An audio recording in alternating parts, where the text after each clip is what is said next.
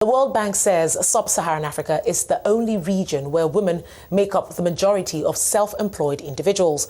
But how is this impacting the economies in Africa? And what are the business opportunities available to the Nigerian woman? And how can she overcome the challenges? Joining me for discussions, I have Taba Peterside. She is the CEO, Waveline Growth Partners. I also have Ngover Ihyembe-nwankwo, the Deputy General Manager and Executive Principal at Standard Chartered Bank. And of course, Adeola Azeez, Deputy Country Head at Deutsche Bank. Thank you so much for joining us on the show today, ladies. Thank you. Now, just taking a look at that World Bank report, Sub-Saharan Africa, the only region where women make up the majority of self-employed individuals. Just before the show, you're just correcting me on the difference there. Women in business, women in the corporate world, we really need to put that out. So I'm asking myself, where do we start from? Let's start with the entrepreneurs. I mean, they're the ones making the rounds these days, in the news, and the differences that they make. But even as we have more women stepping into those shoes, how easy is it? Has much really changed over the years? I'm going to start with you, Taba. Thank you very much. I think that I fall into both camps because I've been in the corporate world for just under 30 years and I'm now branching out as an entrepreneur. That's not a very typical pattern, at least not the length of time I've spent in corporate. But some of the issues I'm sure we're going to get to that kind of push women into this option are the difficulties of staying in the workplace after, they start a family. The support systems around that are not what they should be, and I think it's from both sides, the support systems in the workplace as well as us women and some of our attitudes and some of maybe our self-limiting beliefs. And so that makes a lot of women think, well, okay, I've had the children or I have young children at home. What can I do, to supplement or contribute to household income as well as keep myself busy? And that's, I think, one route for entrepreneurship.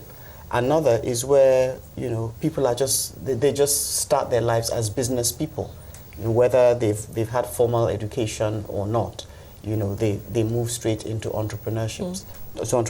And there are a lot of, some of these same obstacles there. I mean, there's a whole slew which I'm sure we'll get to. I really never thought about it from that angle. I understand there are those who just want to pursue their passion, start up their own business and do what they want to do, but never thought that inconvenience in the workplace would actually make one, want to become an entrepreneur. That's a very interesting angle. I mean, Ngover, has much really changed? I mean, the fact that, you walk away or the fact that you just put behind you the challenges at the workplace and decide to be an entrepreneur, does it make things any easier, really? I think there are challenges. I mean, one has to be honest to say that on both fronts, women face significant challenges. And I'm sure as we talk about the report recently released on sort of Lagos being one of the worst cities as a woman to do business, we'll talk more about that. But in terms of what changes, I think most people do find that as entrepreneurs, there is a bit more latitude with time management, particularly because they may have young children, they've got a lot of demands on their time. And as business people, you can almost sort of, there's a sense that you can pick and choose when, you get to work.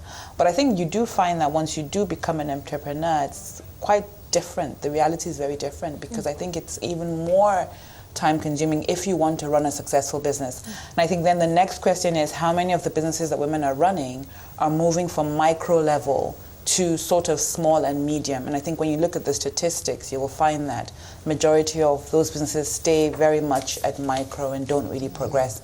And as a country, we need them to progress because SMEs are the backbone of any economy. I mean, they account for something like 70% of jobs. So I think the conversation really is around, yes, challenges exist, but what are the coping strategies? How can we advocate for the government to do more to help women? And women themselves, what are the skills that we can help them with to make them stay in business, whether in the workplace or as entrepreneurs? Now, Adeola, I'm going to read out some of these characteristics that, or what I call the factors that characterize businesses owned by women. The article says they have fewer employees, have lower revenues, profits, and productivity. In many cases, they say women's businesses contribute little beyond basic subsistence. Kind of close to what Ngover was actually just talking about a few minutes ago.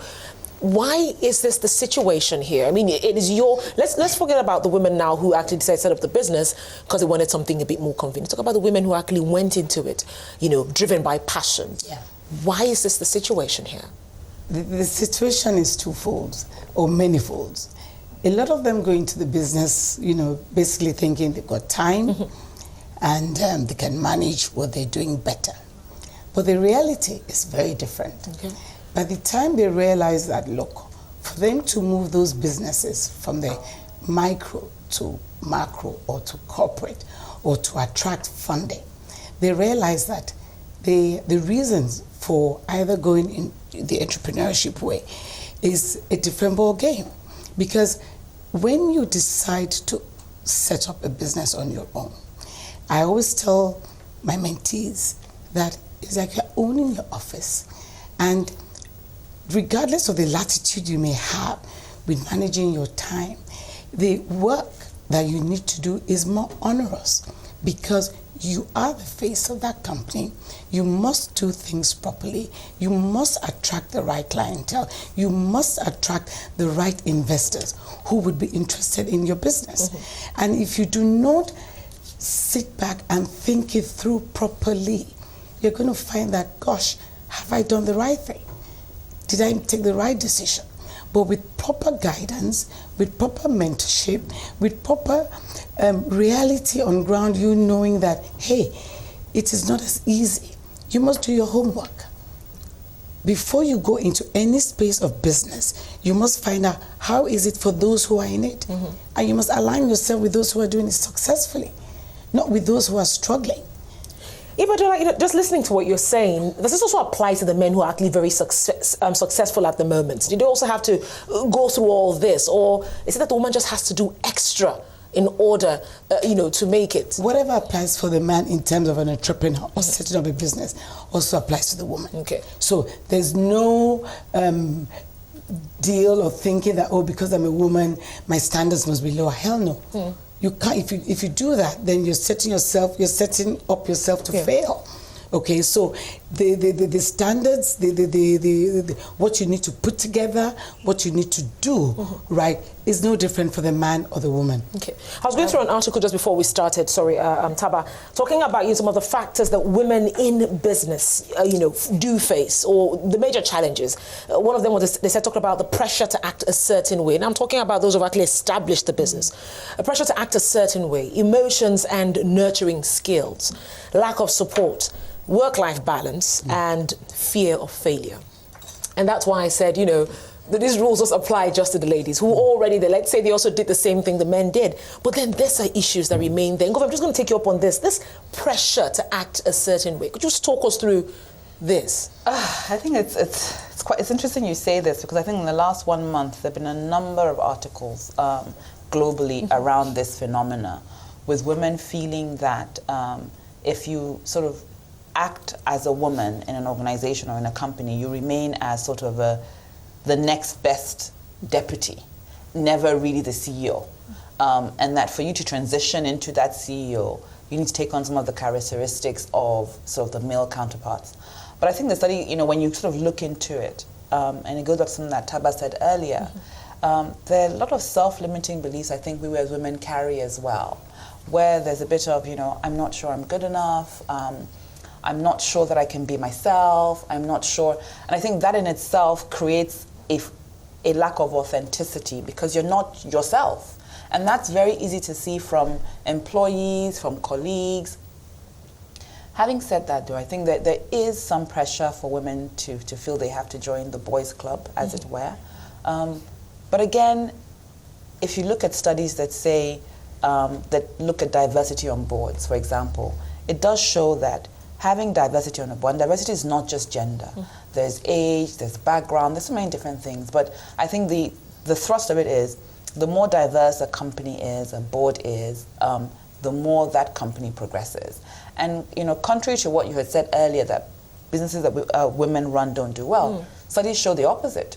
they do say that where a woman is at the helm of an entrepreneurship company, typically they do 9 to 13% higher revenues than their male counterparts. Because there are certain skills that women bring to the table in running businesses that make them successful. So whichever way you slice and dice it, I think, yes, there are challenges. Yes, there's pressure sometimes. But with that pressure, I think, and knowing yourself, knowing what you bring to the table, making sure that you have confidence, and being aware of the self-limiting beliefs and countering them every day will help women to overcome. Let me bring Taba here just before we're going for a break. I mean, Taba, how easy is it really to be a woman in a male-dominated business or male-dominated corporate world? Well, I think it's some of these things that we've been talking about. They are very important in terms of building your self-confidence and believing in yourself. Probably more than a man has to do. I just give you a couple of examples. As I said, I'm going into entrepreneurship. I'm starting my own business, and women. A couple of pieces of advice that I got from women were, I wish I had started my business bigger. I started too small. I was thinking too small, that I can't do it, I can't let me just start small. And the second piece of advice I got was, don't be afraid to ask others for money, Again, this belief that, so she just plowed her whole savings into the business, and years later, is only now when she's thinking, oh, maybe I'm opening myself to investors. Back to what Ade was saying about, you've got to be professional from day one, So within the corporate environment, I think a couple of things that can really help women build a self-confidence, perhaps in a male-dominated environment in many industries. Number one, just make sure you're very good at what you do. Develop your own competence. And it's debatable, but it's a widely held notion that women have to perform maybe even more than men in the same role to be recognized and to advance. So just make sure that you do your job very well in your institution, in your organization. Become a go-to person when people are thinking, oh, who can do this? Who is loyal? Who can do the job well? Who will deliver?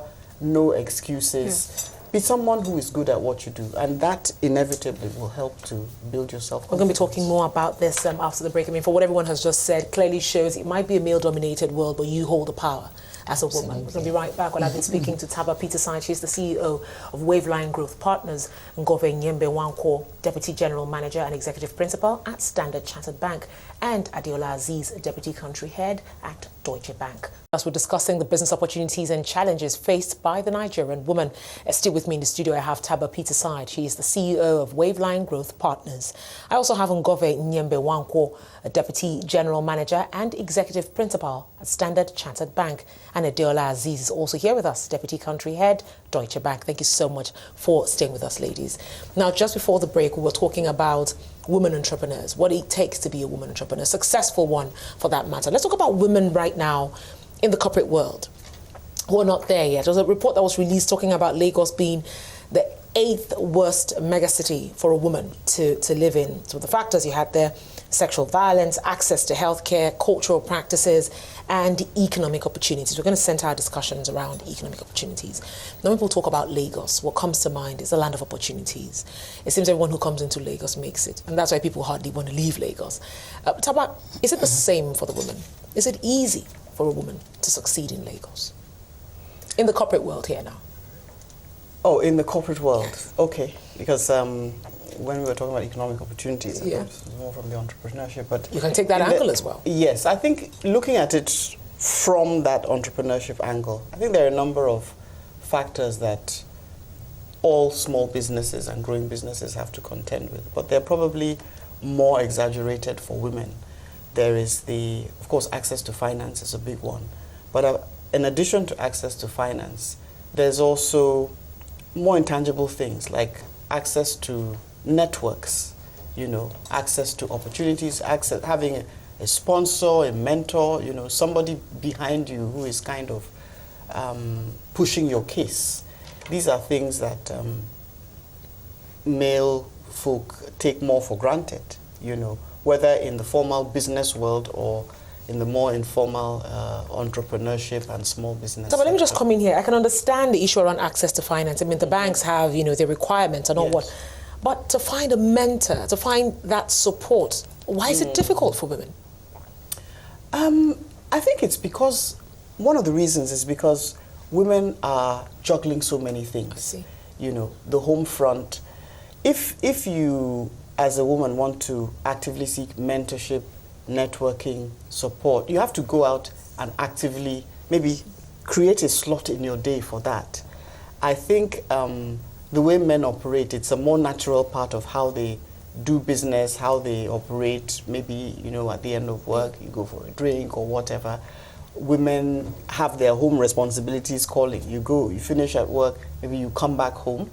Even if you're a single woman, you need to be, I think it's a more of a conscious effort that you need to make to put yourself out there, in the most professional sense, and say, look, I'm going to make a conscious effort to meet people. I'm going to find out who else is in this business, which is why chambers, are of such importance, or professional or trade networks are so important. But for us women, sometimes we have to make more of a conscious effort to put ourselves out there and be part of it. Interesting point you made there, Taba. I mean, Ngover, you're from the banks here, talking about access to finance being a major challenge for women. I mean, why is this the case?